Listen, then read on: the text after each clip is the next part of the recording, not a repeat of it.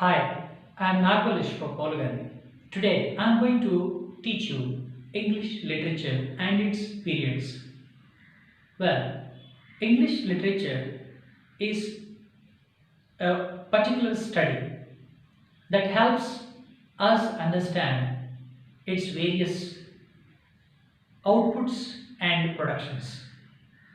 There has been a lot of discussion over English literature as whether it is connected to English history. Well, there is a great deal of difference. English history is its biography, and English literature is its autobiography. How to understand this concept? English literature is the output of the people who felt a bit sensitive in particular age. So, literature in the English speaking country or its countries has become a vehicle to express their views, to represent the society, to talk about certain aspects in the society. So, literature altogether has become a common unit to discuss various thoughts, various tones, and various subject matters with regard to the particular context. Well, when I talk about English literature, I do mean that it's the literature produced by the English people. Here, English literature has to be studied in a systematic manner. To do that, for our convenience, we have segregated English literature as English literature based on literary periods and English literature based on historical periods. So these two viewpoints are very essential. For instance, the Elizabethan age, the age of restoration, the age of Victoria, I think the Victorian age. These are all the historical perspectives. Whereas literary periods, based on the influential writer, along with his contemporary writers or its playwrights, as well as different poets and authors. So there, that particular period is well known because of that particular influential writer. We have different periods based on literary periods. For instance, the age of Chaucer and after for about 150 years how literature existed is taken to be one particular unit. Similarly, the age of William Shakespeare. So the period in William Shakespeare has its own importance. And the age of John Milton and the age of Dryden, the age of Pope, the age of Johnson, the age of Wordsworth, the age of Alfred Tennyson. Like this, literary periods are segregated. Now, I am going to show you these literary periods along with historical periods, and these titles are very important, including dates. So, in the examination, such as in the examination like AP Set and UG Senate, we have different questions from these ages. So, it is very important to understand the evolution of the English literature, its various periods on a broad scale. Then automatically you will have clarity in understanding particular age and its important author. Please be very sure and remember one thing, that it's is it necessary to understand the English literature periods wise? It's our convenient segregation. It has been segregated like that. So period, for instance, John Dryden. So Dryden outlived John Milton for about 26 years. When he was 43, John Milton died, and he lived almost as many as 26 years later. In this context, each author or its writer is representative of its own epoch. It's not, these two guys are not the contemporaries. So we need to look at the authentic writers who influence the literature and its output. So you are going to see the literary period and its date from which year to which year, and its constituent historical period with time. If you look at this, you have pre-Chaucerian period. This spans from 500 to 1340. Historical period. Pre-Chaucerian period అనేది literary period అయితే ఇది 500 నుంచి 1340 వరకు వ్యాపించి ఉంది. Historical పీరియడ్కి వచ్చేటప్పటికి దీన్ని ఆంగ్లో సాక్సన్ పీరియడ్ లేదా ఆంగ్లో నార్మన్ పీరియడ్ అని చెప్పారు. హిస్టారికల్ పీరియడ్కి వచ్చేటప్పటికి historical period was Anglo Saxon and Anglo Norman periods. Next the age of Chaucer. Chaucer యుగం ఎప్పటి నుంచి ఎప్పటి వరకు? ఇది 1340 నుంచి 1400 వరకు వ్యాపించి ఉంది. అండ్ హిస్టారికల్ పీరియడ్ వచ్చి మిడిల్ ప్లాంటాజెనెట్ పీరియడ్ లేదా యాంజివియన్ పీరియడ్ అని కూడా అంటారు. Middle Plantagenet or Angevin period. So Chaucer 1340 నుంచి 1400 వరకు నివసించి ఉన్నారు. Chaucer was born in the year 1340 and died in the year 1400. ఈ పాయింట్స్ చాలా ముఖ్యంగా గుర్తుపెట్టుకోవాలి for your competitive examinations. SET లేదా నెట్ ఎగ్జామ్స్లో చాసర్ బ్రతికి ఉన్న కాలాన్ని మ్యాచింగ్స్లో అడగొచ్చు, లేదా అసర్షన్ అండ్ రీజనింగ్లో అడగొచ్చు, లేదా డైరెక్ట్ క్వశ్చన్గా కూడా అడగొచ్చు. సో ఇది చాలా ముఖ్యమైనటువంటి ప్రశ్న. చాసర్ ఏజ్ ఆఫ్ చాసర్ అనేది లిటరరీ పీరియడ్. మరి మిడిల్ ప్లాంటాజెనెట్ పీరియడ్ లేదా యాంజివియన్ పీరియడ్ అనేది చాసర్కి సంబంధించినటువంటి హిస్టారికల్ పీరియడ్. ఇలా గుర్తుపెట్టుకోవాలి. ఇప్పుడు చూస్తే చాసర్ టు టోటల్ మిస్లెనీ, ఇది 1400 నుంచి 1557 వరకు స్పానింగ్ ఉంది. 1400 to 1557. So the historical period of Chaucer to total miscellany is later Plantagenet period, that is Angevin, or early Tudor period. దీన్ని later Plantagenet period లేదా early Tudor period అని కూడా అంటారు.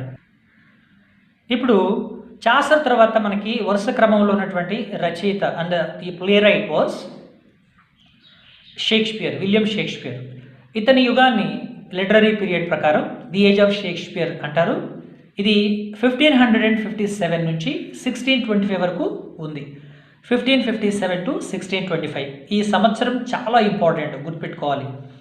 అదేవిధంగా ఈ విలియం షేక్స్పియర్ యొక్క లిటరరీ పీరియడ్ని, ఈ దశని హిస్టారికల్ పీరియడ్ పర్స్పెక్టివ్లో ఎలిజబెథన్ ఏజ్ లేదా జాకోబియన్ ఏజ్ లేదా ఏజ్ ఆఫ్ రెనైజాన్స్ అని కూడా అంటారు.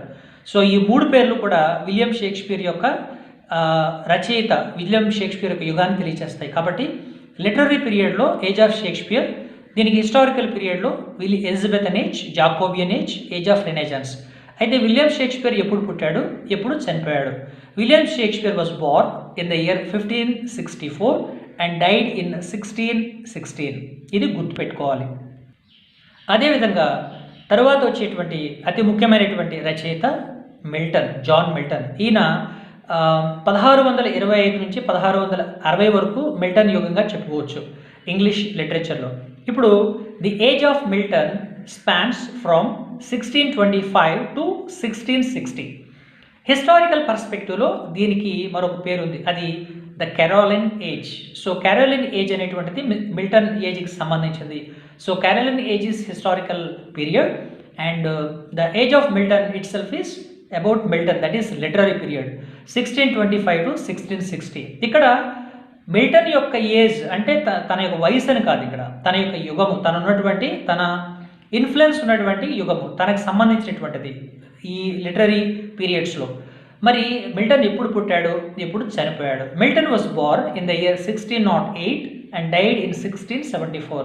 మిల్టన్ 1608లో పుట్టాడు, 1674లో చనిపోయాడు. అదేవిధంగా మనం చెప్పుకున్నట్టు విలియం షేక్స్పియర్, తన ముందు చాసర్, చాసర్ తర్వాత విలియం షేక్స్పియర్, తర్వాత జాన్ మిల్టన్. ఇప్పుడు ఆ వరుస క్రమంలో మనం తెలుసుకోవాల్సిన అతి ముఖ్యమైన రచయిత డ్రైడెన్. మరి ఈ ఏజ్ ఆఫ్ డ్రైడెన్ని ఏ సంవత్సరం నుంచి ఏ సంవత్సరం వరకు ఉన్నది? 1660 నుంచి 1700 వరకు వ్యాపించి ఉన్నది. 1660 to 1700 is the age of Dryden. It is also called the age of Restoration as far as historical perspective is concerned. మరి డ్రైడెన్ ఎప్పుడు పుట్టారు, ఎప్పుడు చనిపోయారు? Dryden was born in the year 1631 and died in 1700. 1631లో పుట్టారు, 1700లో చనిపోయారు. ఈ సంవత్సరాలు చాలా ముఖ్యం, గుర్తుపెట్టుకోవాలి. కనీసం 1-2 బిట్స్ వీటి నుంచి వచ్చే అవకాశం మెండుగా ఉంది. కాబట్టి ఉదాసీనత అస్సలు పనికిరాదు. ఇదే క్రమంలో మనకి తర్వాత వచ్చేటువంటి రచయిత, అతి ముఖ్యమైన రచయిత Alexander Pope. The age of Alexander Pope is also called the Augustan age. దీనికి మరొక పేరుందట, ఆ పేరే ఆగస్టన్ ఏజ్. ఈ ఏజ్ యొక్క కాల పరిమితి 1700 నుంచి 1745 ఈ సంవత్సరాలు ఒక ఒక ఫార్మాట్లో, ఒక స్పష్టమైనటువంటి విధానంలో గుర్తుపెట్టుకోవాలి. 1700 to 1745 historical perspective or historical period is the Queen Anne age or early Georgian age. The Queen Anne age or early Georgian age. మరి అలెగ్జాండర్ పోప్ ఎప్పుడు పుట్టారు, ఎప్పుడు చనిపోయారు? Alexander Pope was born in the year 1688, died in the year 1744. 1688లో పుట్టారు, 1744లో చనిపోయారు. Similarly the next author who was very prominent in English literature, అతి ముఖ్యమైన రచయిత జాన్సన్. ఈయన ఏజ్ 1745 నుంచి 1798 వరకు ఉంది. 1745 and 1798 is the age of Johnson. Historical period is called Middle Georgian Age. Johnson was born in the year 1709, died in the year 1784. Johnson 1709లో పుట్టారు, 1784లో చనిపోయారు. తరువాత క్రమంలో, వరుస క్రమంలో మనకు కనిపించేటువంటి ముఖ్యమైనటువంటి పోయెట్, రచయిత the age of Wordsworth, that is Wordsworth, William Wordsworth. ఈయన 1798 నుంచి 1832. ఈయన పీరియడ్ 1798 to 1832. హిస్టారికల్ పీరియడ్, దీని పేరేంటంటే later Georgian age or the age of the revolution. Later Georgian age or the age of revolution. William Wordsworth was born in the year 1770 and died in 18. ఇక the age of Tennyson, ఈయన చివరివాడు. English లిటరేచర్లో ప్రామాణికంగా English లిటరేచర్ని segregate చేశాక మనకున్నటువంటి మొత్తం ఆదర్శలో ఈయన చివరిగా వస్తారు. The age of Tennyson, ఈ ఏజ్ 1832 నుంచి 1887 వరకు వ్యాపించి ఉంది. The age of Tennyson has spread from 1832 to 1887. Historical period for this Tennyson age is the Victorian age. Tennyson ఏజ్ని హిస్టారికల్ పీరియడ్ ప్రకారం విక్టోరియన్ ఏజ్ అని కూడా పిలుస్తారు. అయితే టెన్నిసన్ ఎప్పుడు పుట్టారు, ఎప్పుడు చనిపోయారు? Tennyson was born in the year 1809 and died in the year 1892. 1809లో పుట్టారు, 1892లో చనిపోయారు. ఇది ఇంగ్లీష్ లిటరేచర్కి సంబంధించి, ఇది ఇంగ్లీష్ లిటరేచర్ దాని యొక్క పీరియడ్స్కి సంబంధించినటువంటి సమగ్రమైనటువంటి ఇన్ఫర్మేషన్. ఇది మీకు ఉపయోగపడితే ఐ విల్ బీ హ్యాపీ. మీరు దీన్ని ఉపయోగించుకుని ఏజెస్ ప్రకారం అందులో ఉన్నటువంటి ముఖ్యమైన ఆథర్స్ ఎవరు, వారి యొక్క శైలి ఏంటి, what was the subject matter, what was the tone, and how did they write, and who are their contemporaries, సమకాలీన రచయితలు ఎవరు, ఇవన్నీ కూడా స్టడీ చేస్తూ ఒక సిస్టమేటిక్గా మీరు ఈ కోర్సు ప్రిపరేషన్ని ప్రారంభించి సక్సెస్ఫుల్గా ఎపిసెట్ సాధించాలని కోరుకుంటున్నాను. Thank you.